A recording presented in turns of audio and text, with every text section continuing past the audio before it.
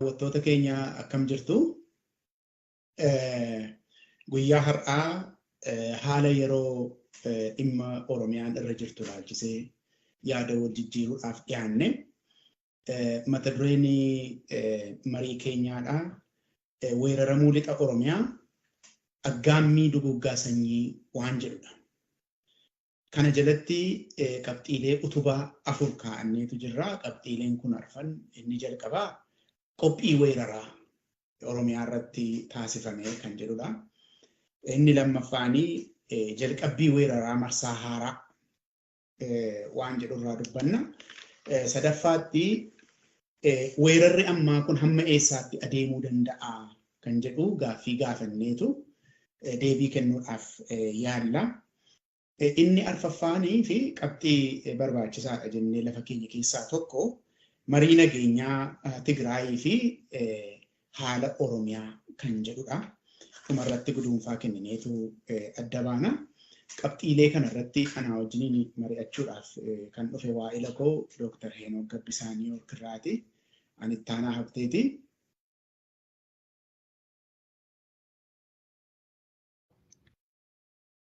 Labsiin particularly lixa Wallaggaa irratti yookaan lixa Oromiyaa irratti labsame naga'ee yookaan sartifikeetii Abiyyi Shimallis sirnichaaf dhiyeeffachuu barbaadaniif ragaadha jechuudha. As keessatti Oromoon dhumu, Oromoon ajjeefama.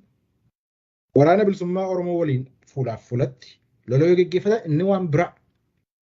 Lolli mootummaa hidhattoota bilisiginnaatii fi hidhattoota waraana bilisummaa Oromoo sun lola seera qabeessaa wal lolaa jiru. Warri garuu naannoo Amaarraa irraa dhufanii Oromiyaatti lolan waraana bilisummaa Oromoo, Oneeg Shanee, Oromoo wanti jedhu jiru. Namni achi keessa jiraatu kan Oromoo ta'e hundumtuu diina isaaniiti. Duguuggii sanyii jechuun essentially hiikoonsaa ta'e jedhanii itti yaadanii intentional elementii kanaa jechuudha. Qopheessanii murtiin kenname nama fixu jechuudha.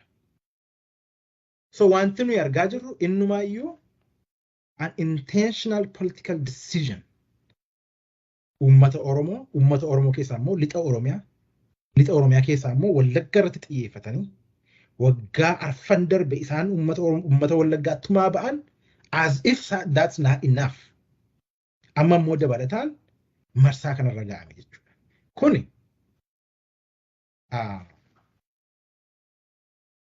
akka Oromootti maybe tarii boora guduunfaa irratti dhufuu dandeenya.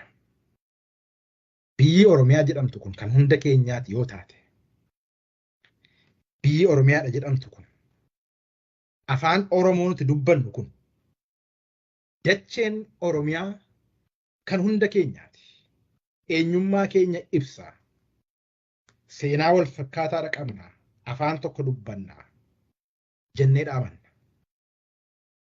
Kan jaarmayii siyaasaa muraasni irratti nuuf mari'atu miti. Ajandaan kun ajandaa ilmaan Oromooti. Ajandaan kun ajandaa ABO qofa miti. KFO miti yookaan WBO qofa miti. Waa'een dubbiin Oromiyaa keessatti ta'aa jiru hooggantoota jaarmayaa siyaasaa caalaa uummata yaaddessuudha qaba.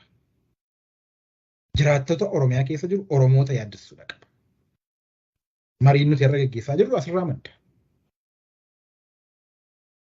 Akka dhuunfaattis haa ta'u, akka Oromoottis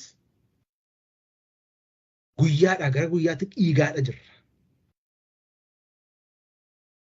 Oromoon dhiiguu qofatu hin taane dhugaansaa dhokatee haqni Oromoo jiru dhokatee miidiyaa keessatti akka inni dhokatu godhamee baajetni irratti ba'ee dhugaas hin qabu du'arraas hin oolle. So waa'ee Oromiyaa cal jechuu hin dandeenyu. bakka adda addaa biyya adda addaa jiraattes, dhiistes, Oromiyaa keessa jiraattes, Oromiyaadhaan ala jiraattes kallattiidhaan affeektii nu gochaa jira. Kanaaf namni dhuunfaa tokko waa'ee kanaa irratti nu murteessuu hin danda'u. Jaarmee dhuunfaa tokko waa'ee kanaa irratti nu murteessuu hin danda'u. Ayidiyooloojii namni dhuunfaa fidee Itoophiyaa tarkaanfachiisna, impaayera Itoophiyaa kana suphina jedhu as an individual person opiniionii kabajamuu qabudha. Opiniionii nama dhuunfaa tokko.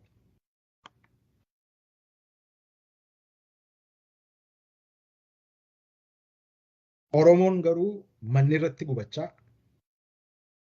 haqni isaa dhokachaa, there is no way ideology namni dhuunfaa introduce nuuf godhu impaayera Itoophiyaa fuulduratti deemsuuf dhiisuun it's not even subject to discussion.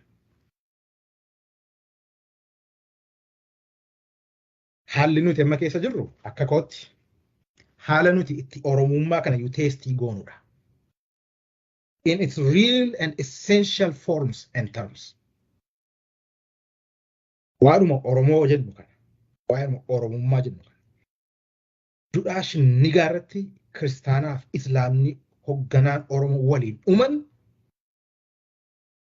dhaloonni kun, dhaloonni keenya, dhaloonni nuti amma keessa jirru kun duudhaa sana hammam bakka itti laannee siyaasa geggeessinu yookaan siyaasa hordofnu hammam duudhaa Oromummaa sanaan deemsisna kan jedhu bakka itti teestii itti goruun itti fakkaata. So kana maaliif hin kaasee sirna biltsiginnaa qofa miti as keessatti pileeriin yookaan aktariin. Invisible actoriitu jira, silent partneriitu jira. Yeroo nuti jirru yeroo addaati yeroo ammaatti. Bara 2015 keessa hin jirru, bara 2018 keessa hin jirru. This is a different era. Bara haaraa keessa jirra. Boqonnaa haaraa keessa jirra. Boqonnaan qabsoo Oromoo keessa jirtu boqonnaa haaraa. So isa kanan kaasuudha barbaadeettaan. Qabxii sadaffaa akka irratti mari'annuu fi kaasuu qabnu inni tokko weerarri kun labsiin amma ilmaan Oromoo irratti labsame kun haga eessaatti deemuu danda'a? Daangaan isaa maali? Eessa gaafa ga'u dhaabbata? As keessa victoriin yookaan maal gaafatoodha weerarri kun kan dhaabbatu? Skooppiin isaa yookaan daangaan isaa maal fakkaataa kan jedhu. Fakkeenyaaf bifanni qabatee deemu. Lixa Oromiyaa keessatti jibbiinsa isaan facaasaa jiran, jibbiinsa amantii waliin wal qabatee akka waan lixi Oromiyaa amantii adda biraadhaaf jibbiinsa wayii akka qabutti haalli isaan lafa kaa'aa jiran haala kamiin ilaalama? Daangaan waan kanaa hagami jetteedha yaaddattaan? Galatoomii jalqaba waanuma nurratti deemaa jiru kanayyuu namni hundumtuu wal qixxeessee beekaayii kan jedhudha yaaddoon koo. Weerara marsaa haaraa amma baname kana namni hundumtuu wal qixxeessee wal qixxeetti hubateeraa kan jedhudha yaaddoon koo. Waan nuyi amma haasa'aa jirru kun yennaa uummata Oromootiif akka uummataatti wanta balaa baatee deemudha yoo ta'e namni maqaa Oromootiin dubbatu hundumtuu yaadda'uutu irraata. Wanti nu haasa'aa jirru yoo qabatamaadha ta'e jechuudha. Paartileen Oromoodha akkuma kanaan dura godhaa turan amma taa'anii ibsa baasuudhaafitu taa'aa jiru moo waan kana hin beekan wanta ta'aa deemu kana. Hin beekani amma waan ta'aa deemaa jiru kana hin dhageenye. Wantoota nuyi amma irratti haasa'aa jirru kana tokkoffaa waa'ee qophii weeraraa. Qophiin kuni beeki karoorri isaa dhossaatti tumamu iyyuu malee qophiin isaa dirreedhuma irratti taasifame ija keenya duratti. ajjechaatu raawwatame jedhanii iyyuun ajjechaa Oromoo irra ga'e moo ignoorii gochuun paarlaamaan irratti hin dubbadhu jennaan kokkee isaa qabanii ilaa mootummaan sun mootummaa eenyu akka inni ta'e tokko kan itti argitu hin dubbadhu jedhee ture barre namichi afa gubaa'een sun kokkee isaa qabanii hin mari'achiistaa mari'achiiseedhaan mootummaan akkanyaatidha. Siigalee kun ijuma keenya duratti ta'ee isin jechuu kooti. Miidiyaaleen kun duula hunda amma sila kaafnee haasa'aa turre kana kan isaanii gochaa jiran ijuma keenya duratti godhaa jiru. Ija hunduma keenya duratti godhaa jiru. Sababa kun ta'eef lixa Oromiyaa mootummaa naannoo Amaaraa fudhanneetu duullaa kan jedhamus ibsi kan kenname ijuma keenya duratti. Isa kana keessa warri waa'ee uummata Oromoo hooggannaa jedhanii keessumatti paartileen siyaasaadha. Dhabamuun isaanii hamma yoonaatti dubbachuu dadhabuun isaanii rakkina guddaadha. Kanaaf wanti kun har'a xiyyeeffannaan argatu taanaan bor wanta ta'uudhaaf adeemu irratti dhufnee walitti haasa'uun weerara dhalate irratti balaa dhalate irratti ibsa baasuun wanta hiika qabu natti hin fakkaatu. Amma gaa weerarri kun amma eessaatti adeemuu danda'a isa jedhuufi wanta ta'e irraa kaan waan ta'e irraa wanti ta'e tokko Oromoon akka namaatti tun ta'in akka bineensaatti bocamee dhiyaateera. Akka itti miidiyaaleen afaan Amaaraa dubbatan kun walharkaa fuudhaa jiranii akka itti namni nama ajjeesetti miti. Yoo namni du'eera ta'e jechuu koota amma yoo naammayyuu waan nageenya hin qabu waan argines hin qabu. Akka waan bineensi tokko irra deddeebi'ee mucaa namaa nyaatutti kan isaan taasisan. Duulli isaan taasisaa jiran. Gaafa taasisan immoo ilaa ammaan achi keessa galee sadarkaa isaanii taasisuun barbaadu malee waanuma tokko wanta qabatamaa hin qabu wanti jarri kun odeessanii. Amma achi keessa gallee naasofnu jechuudhaaf malee. Amma fakkeenyaaf namoonni ajjeefaman jedhan kuni waggaa 40-50 darbee achi jiraataa jiru moo har'uma dhufan? Yoo har'a dhufan ta'e wanta kan biraadhaan. Yoo kanaan dura garuu keessumatti warra resettlementiidhaan dhufee isaanidha yennaa ta'e wanti dubbatamaa jiru Amaara jedhanii kan isaan haasa'aa jiranis isaanidha yoo ta'e jechuudha. Baay'een namaa kan achi jiraataa jiru iyyuu Amaara miti Oromoodha, Walloodha. Kanaan dura uummanni Walloo Oromoodha. Namni miidhamee jedhee gaafanni mootummaa naannoo kana jala jira jedhee Baahir Daaritti baqatu Amaara miti jedhanii tumanii ari'atanii. Uummata Oromoo Walloo itti naanna'anii marsanii buqqisnee si balleessuu qabna jedhaniitu waraanatti banu. Uummati kun jabina mataa isaatiin jiraataa jira qeesar. Nama dhukkubsataa mana kiibii dhaqu ija keenya duratti viidiyoodhaan waraabamaa isaa argine miti ambulaansii keessaa baasanii mucaa namaa yeroo kattafan. Walloodhuma Oromoodhuma Walloo kanatu isa yoo du'eera ta'e kan ajjeefametu amma Amaara ta'e.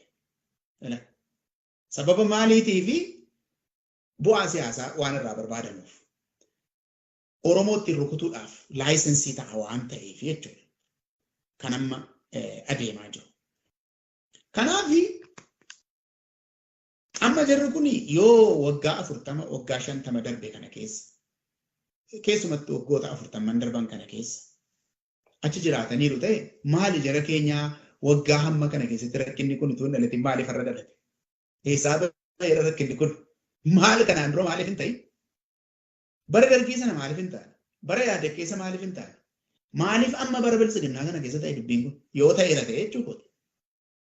Namooti ganamaan ka'anii ituu cireellee nyaatiin iyyaa oolanii miidiyaarra waa'ee kanaa tokko gaaffii tokko gaafatanii waan isaan deebisan hin jiru. Maaliif yoo ta'eera ta'e bara kana keessa maaliif ta'e? Maaliif hin taane bara dargii uummati kun heeruma sanas achuma jiraataa ture. Waraana bilisummaa Oromoo yoo ta'e bara sanas tureera. Wanni isaan amma jedhan kun. Bara yaadegis yoo ta'e namni hundumtuu walumaa wajjin iddoo sana ture. Maaltu dhalate? Kanaafi inni waan bishaan fuudhu miti garuu maalin dubbachuu barbaade jibba kana keessaan hojjetamaa jiru. Oromoorra maqaa kaa'amaa jiru adeemsa kana keessa. Maqaarra kaa'anii raatanii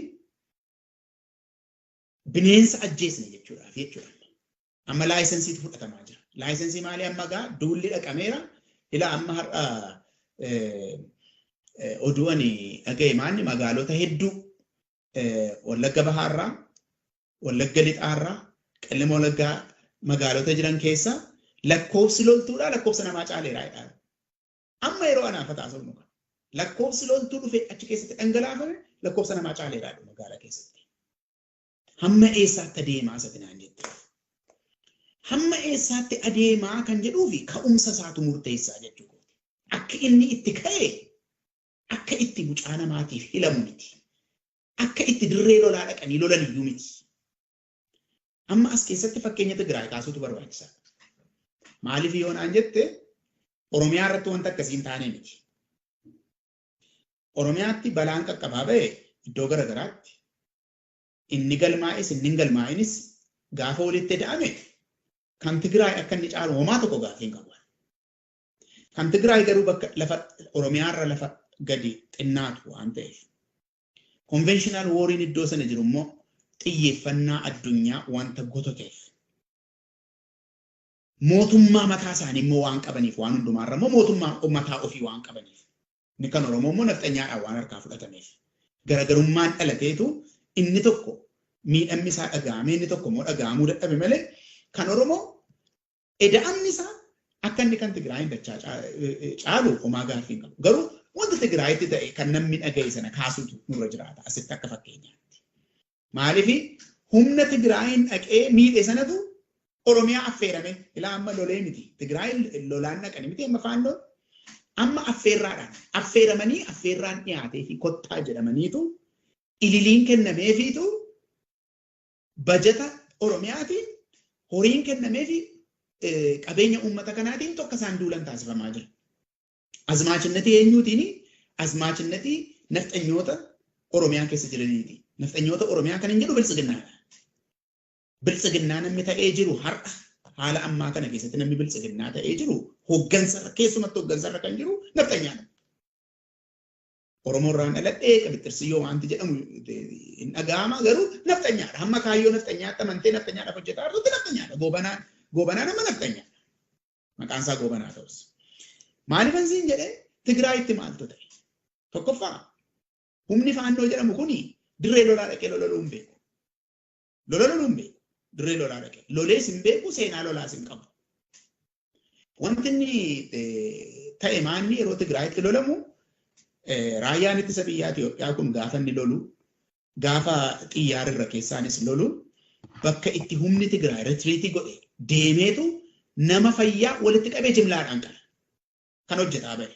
Kun egaa viidiyoodhaan waraabamee BBC, Aljeeziraan, CNN kan isaan addunyaatti agarsiisaa ba'anidha. Ji'oolokeetii godhanii wanta faannoon hojjetaa ba'e kana. Dubartoota gudeedaa ba'anii. Yeroo dubartoota gudeedan immoo Tigraayummaa keessarraa fuuneetu Amaarummaa sii kennaa jirra. Wanta dhaga'uudhaaf illee gurra namaatti ulfaatutu dhalate mucaa namaarratti. Kan nama gaddisiisu nama duwwaa miti. Namarra darbaniitu manni sagadaa kiristaanaa moortaariidhaan rukutame. Eenyummaa Tigraay qaba jedhameetu jechuudha manni sagadaa. Maskiinni eenyummaa Tigraay qaba jedhamee akkuma Tigraayitti akkuma uummata Tigraayitti moortaariidhaan rukutame manni sagadaa maskiinnis. Kana duwwaa miti. Manni yaalaa hin gubaman. Manneen barnootaa hin gubaman. Daandiin hin caccabsaman. Riqichi hin caccabe. Kan hydroelectric poweriin hin rukutame. Qabeenyi hin saamame. Kana Eertiraan harka keessaa qabaattu malee badii kana hunda adda durummaadhaan kan hojjete humnoota Abiy ergee fi faannoodha. Jara kanatu amma Oromiyaatti laa duulela. Duula akkasiila jibba wal fakkaataa, qophii wal fakkaataa, hidhannoo wal fakkaataa fudhatanii amma Oromiyaatti dhufaa jiru. Keessumaa lixa Oromiyaatti dhufaa jiru. Isa kana namni qalbeeffatee waa'ee kanaarraa walitti dudubbataa waan hin jirreef. Paartileen Oromoos akka waan hin jirre afaan qabatanii waan taa'aa jiraniif kan taa'aa jiran miti. KFO'n immoo siruma seeyyuu akka afooshaa gandarra naanna'ee isteetiirra naanna'ee birrii naa kennaa jedheetu birrii funaannata. Afooshaa waan Oromoo irratti taa'aa jiru kana homaa waan dhaga'e hin qabu jechuudha. Hamma yoona addi bilisummaa Oromoo sagaleen isaan dhaga'amne. Xiyyeeffannoo guddaatu barbaachisaa jedhaa jirra waa'ee karaa irratti. Xiyyeeffannoon ittiin kennamnedha. Hamma eessaatti adeemaa kan jettee fi nama tokko namummaarraa fuutee waraana jibbaan guutame caasaa aangoo mootummaa qabatee jiru qawweedhaa wajjin gaafa itti ergitu hamma uummata lafarraa duguganii balleessutti adeemuu danda'a. Wanta Tigraay keessatti arginedha. Wanta Ruwaandaatti arginedha. Wanta addunyaa garaagaraa keessatti argamedha. Loltuun qaama mootummaa jedhamu tokkoon geggeeffamu jibba hidhatee qawwees hidhatee caasaa mootummaa humna to'atee jiruun gaafa bobbaafamu wanti inni hojjechuu danda'u beekamaadha. Uummata nagaa lafarraa duguuguudhaafitu danda'a. Akkuma kanaan dura godhamaa ture amma immoo sadarkaa olaanaadhaan raawwachuudhaafitu danda'a wanti kuni. Hamma achitti adeemuu danda'a jechuu kooti. Kanaaf ituu wanta kana bira hin darbine asirratti akkati yaada kee kennattuun barbaada. Wantoota sadii kaaseetan isarratti walitti qabdee akkati yaada kee kennattuun barbaada. Tokko isteetii jibba Oromootiin faalame tokko. Isteetii Oromiyaa bakka lama bakka sadiitti qoodeetan itti duula jedhee kan yaadu. Waggoota arfan darban kanaa fi miidiyaalee horii kennee fi deggeree jibba Oromoo irratti isteetii hojjetaa ba'e. Amma immoo Oromoon isin ajjeeseera dhaqaati itti duulaa jedhee qawwee kennee fi kan ergaa jiru.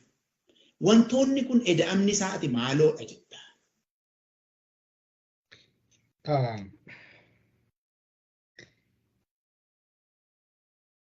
Kuni qabeenya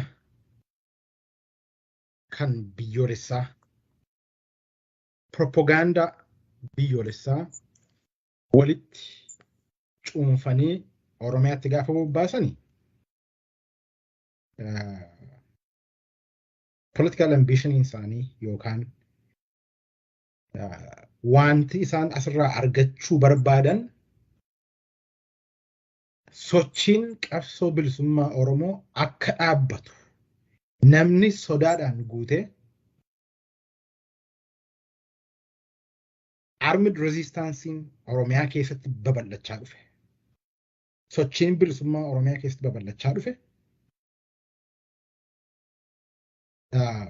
Gara moggaatti dhiibame namoonni deeggarsi yookaan popular supportiin deeggarsi uummataa kan waraana bilisummaa Oromootiif akka Oromiyaa keessatti babal'achaa dhufe sana bal'eessuudhaan siyaasa Oromoo gara moggaarra warra moggaarra jiran gara moggaatti dhiibanii giddu galeessatti arbaan beesdii kan ta'e yookaan kan magaalaa keessa kattamanii kan jiran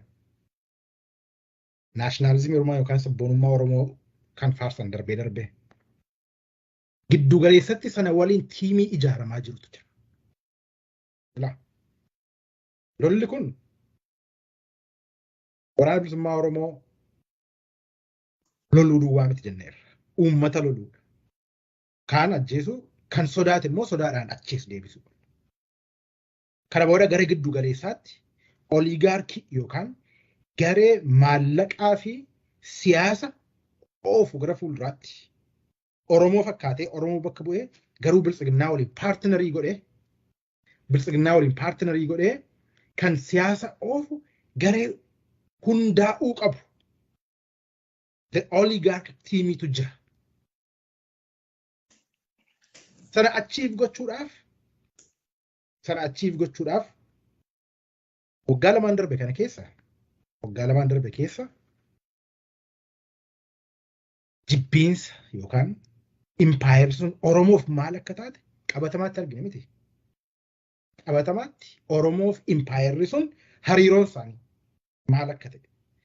Bara Haayilee Fidaa hin barre baruu dadhabne amanuu dadhabne waan Haayilee Fidaa irra ga'e. Amma immoo nurra ga'e deebi'e. Argine Hacaaluu irra ga'e. Hoggantoota siyaasaa tokko irra ga'e. Waa impaayera kanaa achirratti argine.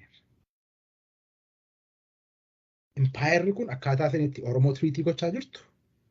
Oromoo hidhatee mormu ajjeechaadhaan duuganiiftu kan sodaatee as deebi'u immoo kan impaayera kana jilgeenfatee harka kennee impaayera kanaaf sagaduu kan barbaadu qopheessu. Inni ammaa kan adda godhu afaan Oromoo dubbata. Abiy yoo ta'e afaan Oromoo dubbata. Weak linkii Oromoo keessa jiru beeka. Cimina Oromoo beeka, dadhabina Oromoo beeka. Sana irratti kaapitaalaayizii godhee siyaasa Oromiyaa keessa jiru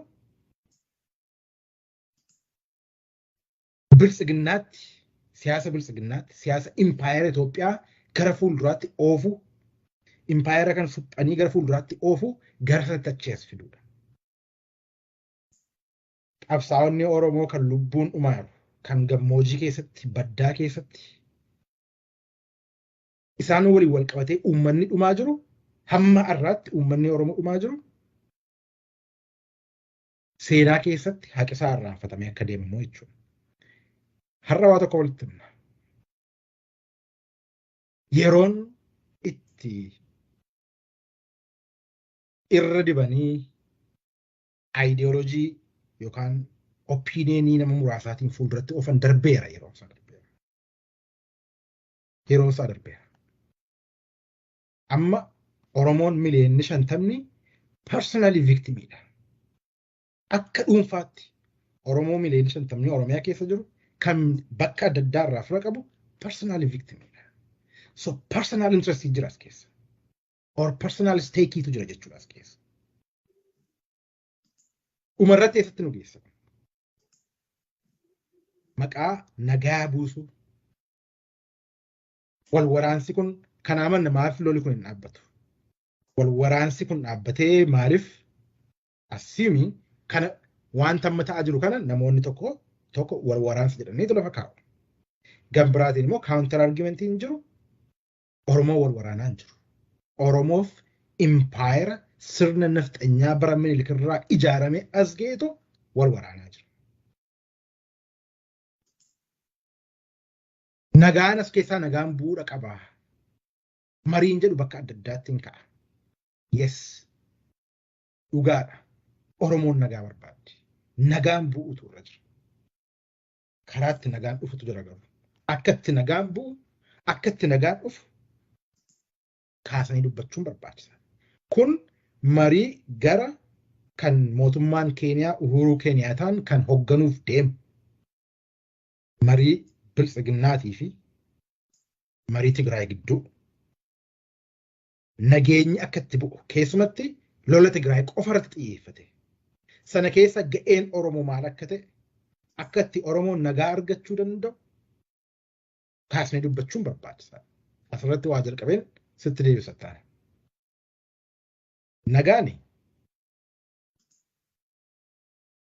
Nagaan namaan kennamu. Nagaan abbaatu argata. Biltsiginnaan akka commoditiitti, akka shaqaxaatti nagaa siin laattu. Essentially biltsiginnaa wanta jedhamu lola irratti, dubbii irratti, ajjechaa irratti kan hundaa'edha. Yoo loli jiraate malee biltsiginnaa wanta jedhamu exist gochuu hin danda'u. Yoo waraansi jiraate malee biltsiginnaa wanta jedhamu exist gochuu hin danda'u. Akka ideoloojiitti, akka sirnaatti. Biyyi sun dhiigaan ijaaramte, biyyi impaayera Itoophiyaa jedhamtu, dhiigaan itti fufte har'as dhiigaan deemaa jirti. Dhiigni kun immoo dhiiga ilmaan Oromooti. Nagaan kana keessaa akkamitti dhufa? Nagaan akka inni itti dhufu ragaa qabatamaan lafa jira. Warri Tigraay irra gaafatamanii kadhatamanii mootummaan addunyaa mootummaan ollaa faasiliteetii gochaa jiru. Abiy jara kana balleessuuf fixuuf duqeet naachoo jedhamti lolatti gaafa deeme. Waliin negosheet gochuuf yookaan waliin mari'achuuf Tigraay hin deemne. Fixuudhaaf Tigraay deeme. Gaafa dadhabu gaafa mo'amu garuu nagaan barbaada Tigraay irratti jedhe. Lubbuu isaaniitiin dhiigan isaaniitiin nagaa argatan sabni Tigraay. Osoo yeroo lolatti deemamu sana meeshaa lafa kaa'atanii wal osoo hin leenjisin osoo gadi ta'anii har'a Tigraay wanta jedhamtu hin jiru. Tigraay har'a staatusiin Tigraay politikaal staatusiin yookaan gulantaan Tigraay qabdu Itoophiyaa irraa adda baate dhimma mataa ishee foreign relationii hariiroo addunyaa biraa waliin qabdu ofii geggeeffatan. Nagaa argachuu irra darbanii biyya isaanii gara bilisummaatti kan isaan ceesisu karaa qabatanii jechuudha. Nagaa ofii fidan, nagaa abbaatu ofii fidata. Akkaataatti nagaan dhufu kadhaadhaan miti nagaan. Egziyoo jechuudhaan hin dhufu kadhaan. Kadhaan kan dhufu humnaan, tokkummaadhaan, waliin duuluudhaan, wal dhaga'uudhaan dhufa. Kanaaf waa'ee peace negotiation yookaan waraanni dhaabbatee nagaan dhufu qaba. Yes, nagaan dhufu qaba. Nagaa bilisiginnaan nama alaattu garuu hin jiru. Nagaan shaqaxa miti, commodity miti. Oromootu nagaa irnii gochuu qaba. Nagaa ofiisaa argachuudha qaba. Kun immoo tokkummaaf humnaan dhufa nagaan biyya sana keessa. Kana jedhee gara keetti deebi'a. Mariin Keeniyaatti geggeeffamuuf deema. I know sirni bilisiginnaa Afrikaa Yuuniyeeniin yookaan mootummaan Afrikaa marii kana geggeessu kan jedhu qabu. Warri Tigraay Uhuru Keeniyaataan marii kana akka inni hoogganu barbaadu.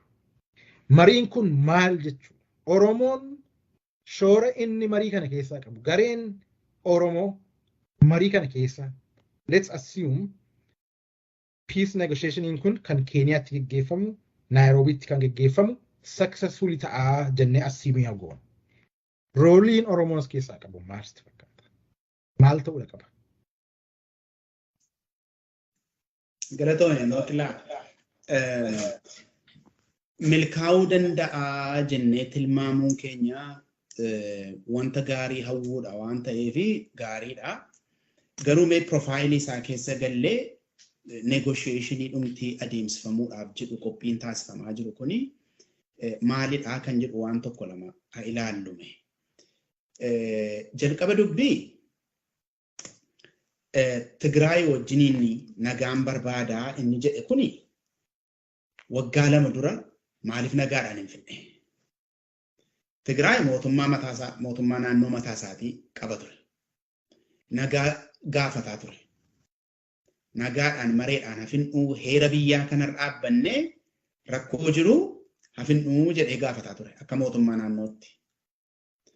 Hin ta'uu dhufeenis hin darammasaa akkuma jedhee affeerraadhaan Eertiraa affeeree finxaaleeyyii Amaaraa jibbaan machaan qawwee kenneefi hidhachiisee waan garaagaraa kenneefi Sudaaniillee hirmaachisee daangaa cufuu na gargaari jedhee Sudaaniillee hirmaachisee humna Itiyoophiyaan qabdu hunda ishee guureetu waraana sana dhaqe. Waraanni sun egaa akkuma argine tokkicha adda isaa gaafa rukutanii gargar tarsaasaniitu Itiyoophiyaan loltuun isheen qaba ani jettu hundumtuu iyyaa awwaaressee jecha bittinnaa'e. Kanaan wal qabatee Tigraayin gadhiisanii ba'uun dirqama ta'ee 50 reebamanii ba'anii achi keessaa salphatanii qullaadha baqatanii Finfinnee ga'anii kanarratti waa'een negotiationii kan dhalate. negotiating godhaa jechuun kan dhalate stalemate dhufe. Stalemate. Inni tokko isa tokko injifachuu hin dandeenye. Haala amma jiru keessatti. Maaliifi daayinaamiksii haaraatu dabalame lola Tigraay keessatti dhumarratti. Daayinaamiksii haaraan sun maanni military technology kan drooniitu dhufeetti dabalame. Sanarraan kan ka'e Tigraayis injifannoo sila argachuudhaaf sirna nafxanyaa kana kophaa isaa yoo ta'u galagalchuudhaaf yeroo itti ka'e sanatti karaatti dhaabbachuu danda'eera. Kana keessaa dhalate gaala negotiationiin amma jiru kun. Humna wal lakkaa'aniitu eenyutu eenyuun kan jedhamu lakkaa'aniitu rukutanii wal funuunsanii achi keessaa dhufe jechuudha. Negotiationiin kun. Tigraayini rukuteen dhaqee mataa rukutee lafa buuseen ajjeesaa jennaani rukutee kuffiseera. Achi ka'ee garuu funyaan keessa tokkicha gaafa inni rukutu dhiiga firra lolaasaa baqatee Finfinneetti deebi'e. Isa iyyaa Finfinneetti gale gaa amma na araarsaatti ka'e. Maaliifi Tigraay rukutamuu duwwaatu hin ta'in rukuttee funuunsuu akka dandeessu itti agarsiifte jechuudha qabatamaatti. Negotiationiin humni wal gituu keessaa stalemate waan dhalateef negotiationiin kana keessaa dhalate. Egaa waa'ee negotiationii kanaa wanta wal rukutaa baay'eetu jira garuu diteeliin isaa hammi tokko ifa ba'aa jira. Gam tokkoon Taanzeeniyaatti adeemsifama wanti jedhamu jira. Gama kan biraadhaan immoo Keeniyaa Naayiroobiitti adeemsifama. Garuu wanti qabatamaadhaan gadi ba'aa jiru Naayiroobiin wiirtuu negotiationii kana akkasiin taatudha. Negotiationii eenyuuf eenyuun gidduuti amma barcuma kan argatee jiru mootummaa Tigraay mootummaa naannoo haa ta'u mootummaa of danda'ee ta'u amma maqaa state of Tigraay jedhama garuu tokko barcuma tokko kan argate jedha. Barcuma tokko immoo kan qabu sirna nafxanyaa Abiy mataatti ta'edha. Jara kana lamaantu barcumaaf taa'ee jira.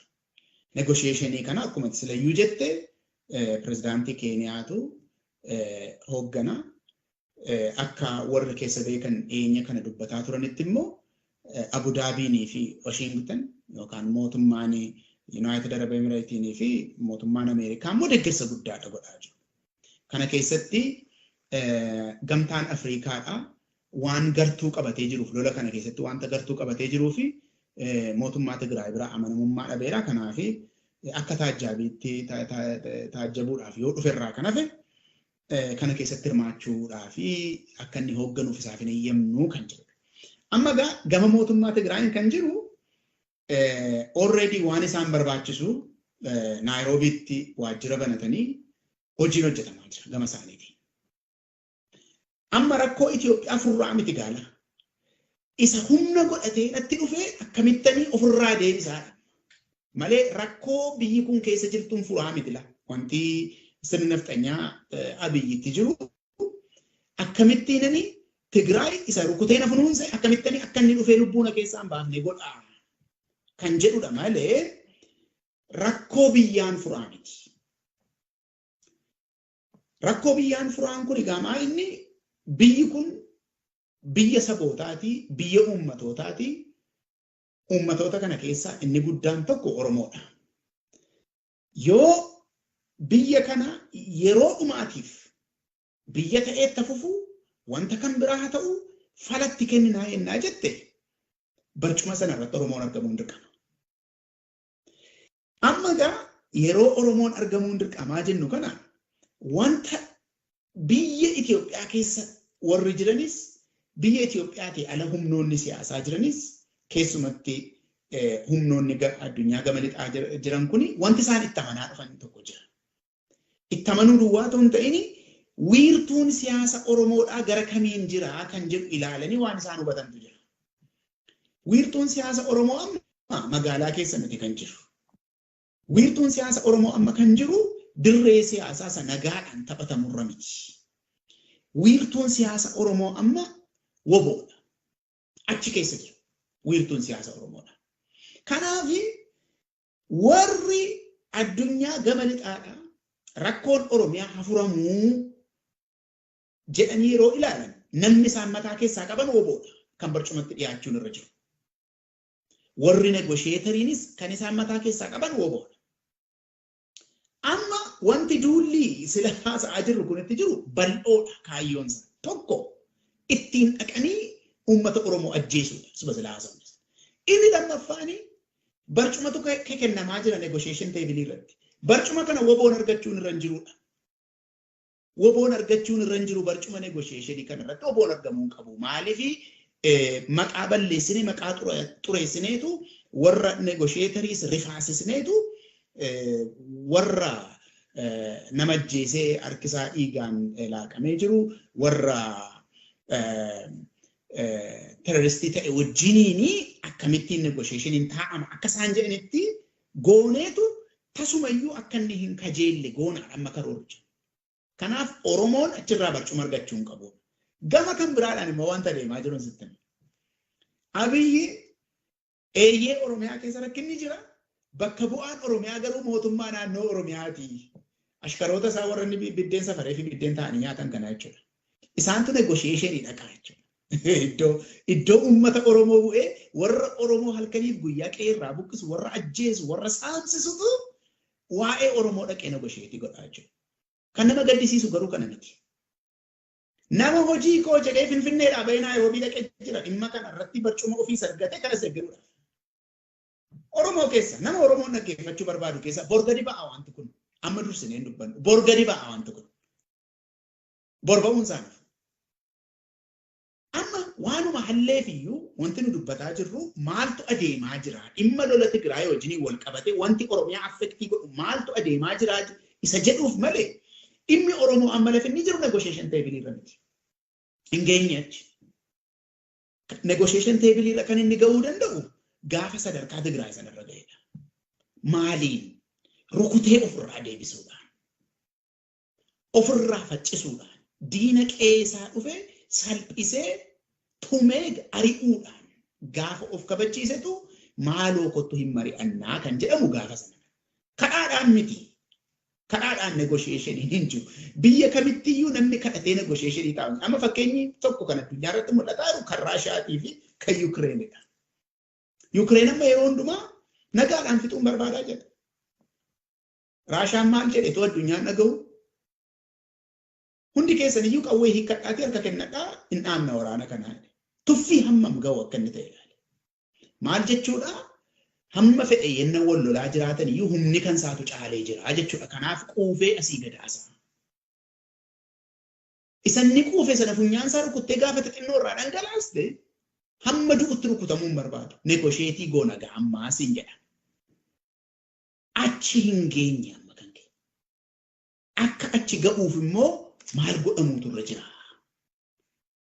Akka achi geenyuuf maal godhuutu nurra jira? Ijoolleen Oromoodhaaf lubbuu ishee kennite daggala buuteetti qawwee fudhatte. Gama kan biraadhaan lolli marsaa haaraan itti banameera. Uummata kanatti. Kanaaf wanti kun akka inni guduunfaa argate guduunfaan isaa toluufi humni Oromoo kun milkaa'ina argachuutu irraata. Milkaa'ina humna Oromoo kanatu milkaa'ina dhimma Oromoo amma yeroo kanatti. Dhimma Oromoo milkaa'inaan kan ga'uu danda'u haala amma jiru kana keessatti humni jiru kun milkaa'uu isaati. Isa amma Jawaarii nagaan bu'uu qaba jedhee ganamaa galgala lallabu kana akka kanattiin nagaan bu'uu hin jiru. Warruma hiriyoota isaa warra wal beeku sanaa wajjiniin nagaan haa bu'uu jedhee yoo jaratti hime waan tokkodha warra uummata weeraruutti jiru kana. Kan kanarraa hafe uummata weerarametti nagaatu bu'uu qabaa jechuun qawwee lafa kaa'uu qabduudha hiikisa. Nagaatu bu'uu qabaa jechuun hiika qaba. Nagaadha kan barbaachisu jechuun nagaa namni jibbu eenyutu jirame. Nagaatu bu'uu qabaa jechuun silumayyuu by default seeraan monopoly of violence kan qabu mootummaadha. Kanaaf warri mootummaa irraa haftan qawwee lafa kaa'adhaa jechuudha wantichi harka kennadhu jechuudha. Wanta kan biraa miti. Kanaani milkaa'inni dhufu hin jiru. Harka kennannaa kottaa inni yoo walii galle malee. Waa'een marii kun egaa dhimma Tigraay barcuma qopheesseera. Oromiyaadhaaf garuu barcumni hin jiru hamma ammaatti. Hin milkaa'amoo milkaa'umsa irratti qabxii tokko dubbadhee kan xumuraa waan kana. Milkaa'amoo milkaa'u wanti kun. Tigraay haal dureewwan lafa kaa'ateera. Sirni nafxanyaa Abiy mataatti ta'es haal duree lafa kaa'ateera. Haal duree kana gamasii gamana wal bira qabdee gaafa ilaaltu maalirra taa'anii waliin mari'atu nama jechisiisa. Kan Tigraay ilaalla dura isa dhugaa qabu jechuudha. Isa dhugaasaatiif jedhee du'ee isa dhugaasaatiif jedhee lolee kan Tigraay haal duree inni kaa'ate ilaalla. Haal dureen tokko kan inni kaa'ate lixa Tigraay. Haal duree tokko malee mootummaa Tigraayiif deebifamuu qaba kan jedhudha. Kun negosheetaroota biratti fudhatama argatee mariitti dhiyaataa jira. Maal yoo goonetu kun hojiirra ooluu danda'a kan jedhuuf mariitti dhiyaata garuu kana haal duree goonee dhiyeessineerraa marii kanaaf taa'uudhaaf isa jedhuu fi eeyyee ajandaan keessan qabameera kan jedhuuf fudhatameera. Tokko. Lammaffaa inni hiree ofii murteeffannaa Tigraay haal duree tokko malee fudhatamee negosheeshiniitti nu dhiyaachuu qaba.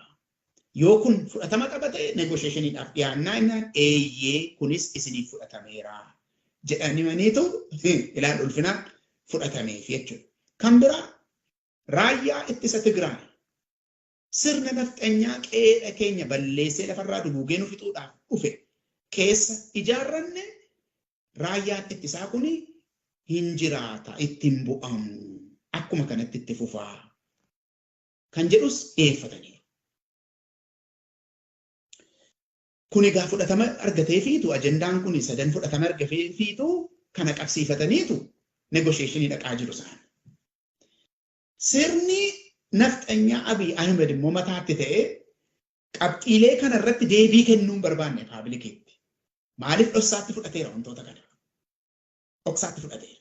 Kanatti deebii yoo kenne wantichi yookaan Amaara isa mootummaa naannoo Amaaraa isa paartinarii sirna Abiy ta'e kanatu jalaa rukuta. Yookaan immoo Tigraayin dallansiiseetu Tigraay marii kana dhufuu akka jedhu godha. Kanaaf deebiitti hin kennine garuu mata dureetti kennan maal jedhan? Akka heera biyyattiitti akka adeemsifamu heera biyyattiirra dhaabbatee mariin kun akka adeemsifamu kan jedhutu mata duree kennan tokko haal duree isaan kaa'atan. Maal jechuudha yoo jettee ilaalte keewwata hamma sana keessa deemneetu akka Tigraay keewwatoota kana hunda fudhatu goonaa jechuu miti. Garuu qabxiilee Tigraay haal duree jedhee kaa'ate sanarratti yoo heerri ni deggera ta'e akka heera sanaatti fudhatama. Yoo heerri hin deggeru ta'e garuu hin fudhatamu jechuudhaaf dubbataa jirudha. Fakkeenyaaf dhimma hiree ofii murteeffannaa irratti keewwatni 39 wanta inni jedhutu jira. Haal duree sana yoo Tigraay hin guuttata ta'e haala sanaan deemama. Kan kanarraa hafe haal duree tokko malee hiree ofii murteeffadhanni Tigraay jedhu fudhatama hin qabu jedhaa jiran. Gama kan biraadhaan raayyaa ittisa biyyaa Tigraay ilaalchisee heerri Itoophiyaa kan inni jedhu raayyaan ittisa biyyaa biyyi suni tokkittii qabdi jedha. Raayyaa ittisa biyyaa kanaaf immoo hoogganaani muummicha ministiraatiidha. Biyyi kun muummicha ministiraa haa dhabdu iyyuu malee. Muummicha ministiraa jettee namni ishee muuddattee kashlabbee ta'ee ijoollummaa waggaa 7tti tun guddatin quucaree waggaa 7tti iyyuu haafu malee muummicha ministiraa jettee waan muuddatte qabdi biyyi kun. Kanaaf heerri suni muummicha ministiraatu hooggana raayyaa ittisa biyyaa. Raayyaan ittisa biyyaa immoo caasaan isaa tokko duwwaadha. Kana jechuun raayyaan ittisa biyyaa Tigraay fudhatama hin qabu diigamuutu irra jiraata kan jedhu ergaa dabarsaa jira jechuudha. Gama kan biraadhaan waa'ee lixa Tigraay ilaalchisee akka heeraatti gaafa jettu kana fudhachuu nan danda'a ergaa jedhu qaba. Kana fudhachuu nan danda'a gaafa jedhu garuu Amaara kaalchoodhaan dhiitee jechuudha. Mootummaa naannoo Amaaraa kaalchoodhaan dhiitee warra nan dubbadha jedhan immoo afaan keessa kabalee warra humna agarsiisuu barbaadanis humnaan rukutee gatteessisee Tigraayiif kana deebisuu nan danda'a. Garuu maal booddeedhaa qaba Tigraay loltuu sanaaf diigu hiree ofii murteeffannaa sanas immoo akka heera sanaatti adeemsifatu. Haal duree inni qabu gaasitu na caalaa beeka waa'ee self determinationii sana haal duree inni tarreessee jiru suni it's almost impossible. Baay'ee ulfaataadha piroosesiinsa wantichi jechuudha. Kanaaf hin milkaa'amoo hin milkaa'u wantoota kana keessatti gaafa ilaallu baay'ee qormaati waan itti baay'atu natti fakkaata waan kanarratti. Galatoomitaan waa'een marii Keeniyaa kun waa hedduudha fidee dhufa. Uummanni Oromoo xiyyeeffannoodhaan hordofuudha qaba. Maaliif tokkoffaa biyyi Itoophiyaa jedhamtu ka Abiyyi lubbuutti kennuudhaaf nyaayyaalleen Itoophiyaatti farsin kan jedhu biyyi sun already kufteetti. Tigraay biyya Itoophiyaa keessa hin jirtu yeroo ammaatti. Mariin Keeniyaatti godhamuuf deemu marii akkaataa itti custody yookaan gaa'illi gaafa hiikamu namni gaafa gaa'ila hiiku waa'ee ijoollee waa'ee qabeenyaa hirachuu waa'ee bulchiinsa ijoollee mari'achuu akkatti ijoollee guddisan. Achirra mariin kun property partition yookaan immoo qabeenya akka hirachuu sanafaa of keessaa dabalata. Waa'een humna waraanaa yookaan humni raayyaa Tigraay hiikachuu qaba waanta jedhamu osoo humni waraanaa Tigraay yookaan raayyaan waraanaa Tigraay tun jiraanne Tigraay waanta jedhamtu irra dhumteetti baddeetti. Kadu arraa baraare kadu guuggii irraa baraare humna. Nagaa isaan irraa argatan akkuma nuti jennu nagaa isaan irraa argatan humna fideef. Du'anii biyyoo nyaatanii humnaan nagaa argatan. Nagaa sana immoo akkatti biyya kanarraa gaa'ela isaanii hiikkatan irratti mariin Keeniyaatti gaggeeffamuuf deema. Oromoon achi keessaa marii sanarraa ga'een Oromoon qabu sadarkaa Oromoon itti mariirra ga'uu danda'u yoo humna qabaate. Akkatti Oromoon humna qabaachuu danda'u irratti marii gara fuulduraatti goona. Humni amma jiru waraanni bilisummaa Oromoo siyaasa sophisticated ta'e gaggeessuudhaaf. Lola seeraan bilisummaa uummata Oromoo irratti xiyyeeffate kana caalaatti gaggeessuudhaaf beektotaa fi hayyoota Oromoo hundumaa mobilaayizii gochuu danda'utu irra jira. Akkuma namni qabsoo Oromoo sochii Oromoo gufachiisuu hin qabu jennee iyyinu aarsaan uummanni Oromoo lola irratti gochaa jiru aarsaa hiika qabeessa ta'uu qaba. Aarsaa hayyoota Oromoo hundumaa bobbaasu ta'uu danda'utu irra jira. Territorially bakka tokko qofatti concentrated ta'uu irra jira. Akka Oromootti garboofnee jirra. Akka Oromootti ofirraa ittisuun dirqama keenya. So kana erga jennee mariin kun of course yookaan discussionii anaafatti gochaa jiru kun discussion yeroo jalqabaa miti. Gara fuulduraattis ajandaa adda addaa irratti itti fufneedha mari'anna. Garuu dhumarratti guduunfaa itti kaa'uun barbaachisaadha. Guduunfaan kun wanti amma ammaatti nuti dubbachaa dhufne haga ammaatti kan nuti mari'achaa dhufne kun akka inni itti deemu akka inni itti hubatamuu qabu irratti waa jedhee sana booda siif kenna. Koffaa haalli siyaasaa Oromoon yeroo ammaa keessa jirtu akka waliigalaatti boqonnaa addaarra jira. Yeroo addaarra jira. Kan baroota darbaniirraan adda. Kan namni martuu ni beeka. Adda ta'uusaa akkatti barre ilmaan Oromoo, dhiigni Oromoo faayidaa tokko malee, bu'aa tokko malee namummaan irraa mulqameetu Oromoon dhumaa jira. Seenaa keessatti tuun barreeffamin, miidiyaan osoo ol kaaseen dubbatin, sabni haqa isaatiif lolachaa jiru, sabni dhugaaf nagaa barbaade akka bineensaatti adanfamaadha jira. Keessumatti ilaalchaaf amantii uummata Oromoo keessa jiru akkuma kaaste marii irratti Oromummaan Oromoo kan inni hundaa'e, kan inni ijaarame, kan inni bu'uureffame amantii irratti tun taane amantii irra caalee Oromummaa irratti hundeeffame. Hooggantoonni Oromoo amantii adda addaa irraa kan dhufan bakka tokkotti walii dhuman Shinnigaa irratti. Wanti nafxanyaan har'a nutti fidaa jirtu bu'uureffama Oromummaa kan amantiin ol jiru chaalenjii gochaadha jira. Qabsoon Oromoo kan bahaa Oromiyaa irra jiru akka waan hordoftoota Ortodoksii irratti akka xiyyeeffatu. Qabsoon Oromoo kan lixa Oromiyaa irratti gaggeeffamu akka waan hordoftoota Islaamaa irratti xiyyeeffatu godhaniidhatu Oromoo wal nyaachisuuf deema. Waan keessaa ba'uu hin dandeenye keessa seenaa jiru. Adda dureedhaan itti gaafatamummaa kan qabu namoonni dhageettii qaban siyaasa abaawaa ta'uu, siyaasa kaafaawaa ta'uu, siyaasa eenyuyyoo ta'uu kan hordofan hundumtuu kun balaa guddaan dhufaa akka jiru qalbeeffachuudha qabu. Gaafa kan dubbannu balaa kana irratti kaapitaalaayiz godhanii as keessaa bu'aa kan buufachuu barbaadan hedduu jira. Bu'aan kun garuu Oromoo bal'eesse, Oromummaa bal'eesse, dhiigalmaan Oromoo irratti dhufa yoo ta'e sun diina Oromooti. Namni balaa kanarraa bu'aa buufachuu barbaadu.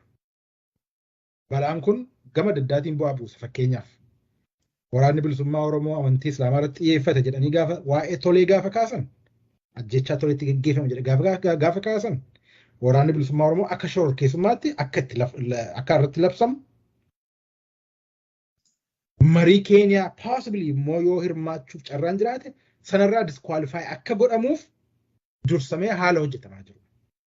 DC'tti, New York'tti, UN duratti waraana bilisummaa Oromoo akka waraana finxaaliyyiitti galmeessisuudhaaf disqualify gochuuf sochii guddaatu gaggeeffamaa jira. Kun Oromoo guddaa gaaga'a. Baay'ee dhugaa ga'a akka Oromootti. Tarii balaa kana keessaa namoonni bu'aa buufachuu barbaadan yoo jiraatan dhaabbachuu danda'u turre jira. Kun nama muraasa yookaan jaarmaya muraasa hin taane Oromoo hundumaa fudhateetu boolla seena. Kana inni biraan dhugaa jiru fudhachuun barbaachisaadha. Siyaasni Oromoo fragmented ta'ee jira yeroo ammaatti.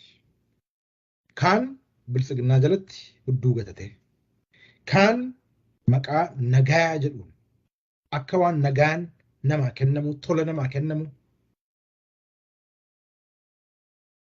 state of confusion keessa jira. Kaan lubbuu tokkittii qabu aarsaa godheetu Oromoof kennaa jira. Garbummaan Oromoo bilisummaa Oromootiin argama. Bilisummaan Oromoo kan argamu Oromoon hundumtuu yeroo hirmaatudha. Oromoon bakka tokko yookaan Oromoon magaalaa jiru, bosona jiru yookaan baadiyyaa jirtu hin taane akka Oromootti hirmaannaan gaba adda addaatiin gaafa jiraatu.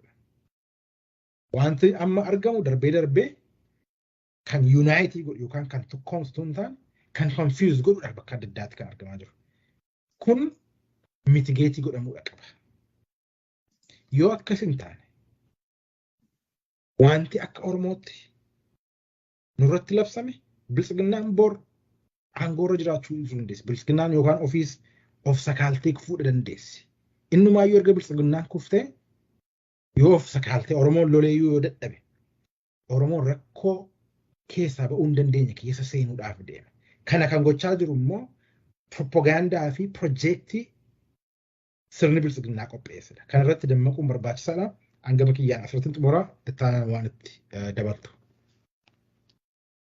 Tole anis wantoota kana dubbanne irraa dhaabbateetan gudunfaa tokko kennee biraa deebi'a. Egaa wanti nuyi irratti dubbanne keessaa inni tokko waa'ee qophii waraanaati. Qophii waraanaa kuni akkuma sila jedhee karoorri isaa dhoksaatti hojjetamu iyyuu maleessaa qophiin isaa dirree dhuma irratti taasifame. Kanaafi qophii waraanaa uummata Oromoo irratti taasifame kuni qophii waraanaa finxaaleeyyii Amaaraa affeeruudhaan jibba Oromoo lallabuudhaan Oromoo namummaa irraa fuudhanii taasifame kuni namni hundumtu yeroonni itti waan kana dura dhaabbachuu qabudha. Dura dhaabbatamuu qaba waan hundumaatiin. Dura dhaabbatamuu qaba. Waa'ee egeree uummata Oromootii fi waa'ee egeree Oromiyaati waan ta'eef. Maaliif mirga abbaa biyyummaa gaafa jennu waa'ee mirga abbaa biyyummaa dhumarratti uummanni Oromoo akka inni biyya isaa gonfatu haa ta'u iyyuu maleessa uummanni Oromoo biyya isaarra taa'e biyya isaa kan isaa godhate saboota kan biraadhaa wajjiniin tumsa uummachuu barbaadu hin qabaata. Bilisummaa isaa erga gonfatee booddee. Hojiin kun har'a eegalama. Duula akkasii immoo ofirraa deebisuun baay'ee murteessaadha. Karaa hundumaatiin iyyuu. Yeroo kanatti gaafa wanti kun hojjetamu Oromoo keessatti namoonni dhaga'ama qaban. Oromoodhaa alattis namoonni dhaga'ama qaban. Waan kana irratti dubbachuutu irra jiraata yeroo kanatti. Yeroo isaati waan ta'eef jechuudha. Inni lammaffaan weerarri jalqabame kuni weerara qaamni siyaasaa tokko dhimma aangootiif yookaan bu'aa siyaasaatiif jedhee taasisu haa ta'u iyyuu malee uummata keenya immoo akka jireenyi isaa balaarra bu'u godheetu qophaa'aa jira. Haala kanaan qophaa'amaa jira. Fakkeenyi isaa iddoo garaagaraatti Oromiyaa keessatti iddoo garaagaraatti raawwatamu iyyuu maleessa. Walitti qabamee iddoo tokkotti kuufamee inni Tigraay keessatti raawwatame fakkeenya goonee ilaallee jirra. Isa kana beeknee wal hubachiisuun baay'ee barbaachisaa yeroo ammaa kanatti. Inni kan biraani dubbii hamma eessaatti kan wanti kun deemuu danda'u kan jedhuu fi aggaammiin akka kanaa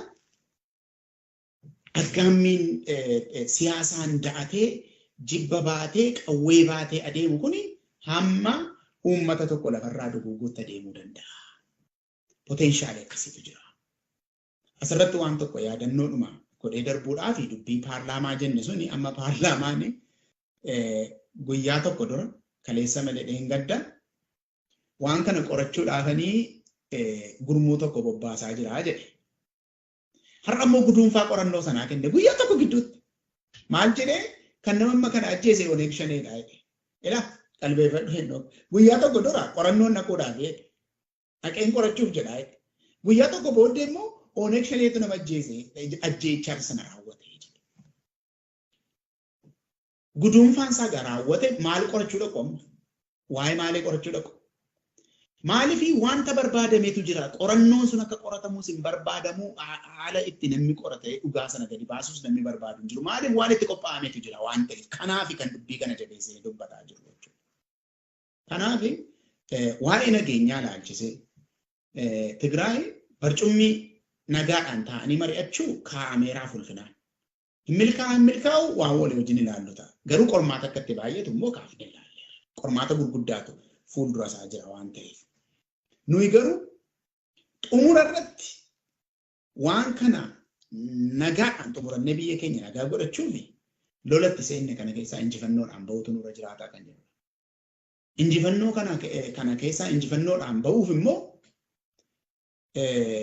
Awurooppaadhaaf Ameerikaa keessa naannofnee birrii funaanuu nagaatu barbaachisa jennee lallabuudhaan miti. Isa lolaa jiru garanni ittiin jabaatee injifannoo argachuu danda'u irratti inni hojii dippiloomaasii hojjechuu barbaadu hojii dippiloomaasii hojjechuu. Inni horiidhaan deeggaruu barbaadu horiidhaan deeggaruu. Inni beekumsa deeggaruu danda'u beekumsaan deeggaruu. Homaan danda'u inni jedhu immoo afaan isaa cufatee taa'u. Kan kanarraa hafee biltsiginnaadhaa wajjin harka wal qabatanii dirree qabsoo Oromoo dhoqqeessuudhaaf sochiin godhamu yeroo kanatti homaa tokkoyyuu fudhatama hin qabu. Yeroo kanatti yeroo itti Oromoon hojiin hojjechuu irra jiru yeroo itti lola itti seenee injifannoodhaan keessaa ba'u malee yeroo itti jilgeenfatee maaloo kaan nagaan barbaada namaan jedhu miti. Atuu jetteetti sila kadhaadhaan nagaan argamu jiru kan jedhu jechuudha. Kanadha wanti dubbachuu barbaadu gabaabaadhumatti daawwattoonni keenya teessanii amma kana waan nu daawwattaniif baay'ee isin galateeffachuu barbaanna. Qophii wal fakkaataadhaan amma walitti deebinutti nagaadhaan nuuf tura. Galatooma.